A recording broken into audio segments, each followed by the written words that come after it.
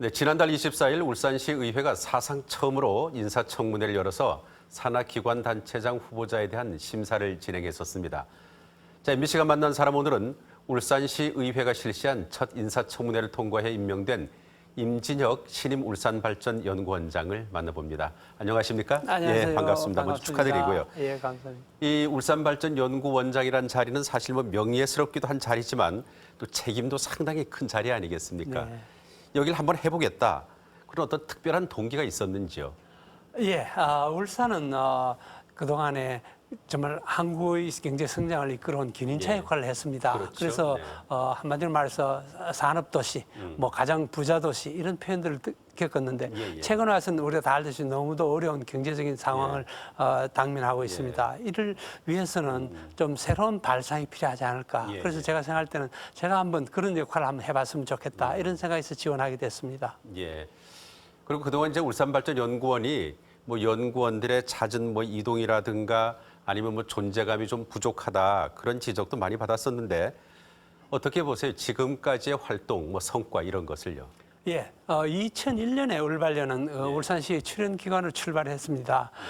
그러면서 2016년에 이제 자체 근무를 갖게 되고 현재는 인원이 80명 정도이며 박사급 인원이 26명 정도 됩니다. 그래서 지난 20년간 울산시의 그 싱크탱크 역할을 나름대로 잘 감당해 왔다고 저는 보고 있습니다. 예. 그러니까 그동안의 성과도 상당히 있었다. 예. 그런 말씀이신데 그럼 그 성과를 이어서 앞으로 이제 신임 울산발전문화연구원장으로서 앞으로 이 연구원을 어떻게 혁신시키고 발전시켜 나갈 계획이세요? 예, 지금 울산이 당면하고 있는 가장 큰 문제는 젊은이들을 위한 일자리가 줄어들고 있다는 것입니다. 그래서 인구 감소로 지금 이어지고 있는 위기 상황에서 이제 지금과 같은 다른 형태의 연구가 되어야 되지 않을까. 즉 다시 말해서 신성장 동력이나 이런 그 미래 산업을 대한 연구가 필요하다고 저는 봅니다. 그런 쪽으로 저는 그 조직을 혁신할 계획입니다. 예.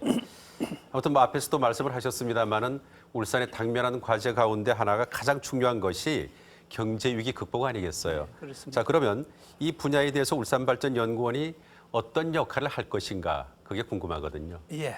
물론 주력 산업인 제조업을 활성화시켜야 되는 그런 것이 있습니다만은 이제 거기에 덧붙여서 요즘 소위 말하는 그 동북아 오일 가스 허브 같은 그다음에 수소 경제 새로운 신성장 동력을 또 찾아야 되는 것이 저희들의 과제이고요.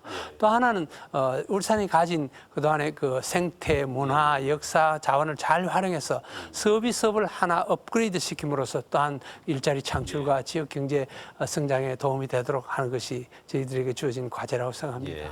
울산시 의회 사상 처음으로 이제 인사청문회 대상이었는데 그 청문회에서 지역에 대한 이해라든가 분석, 뭐 전문성이 좀 부족한 것이 아니냐 그런 지적을 받으셨어요, 그죠? 예.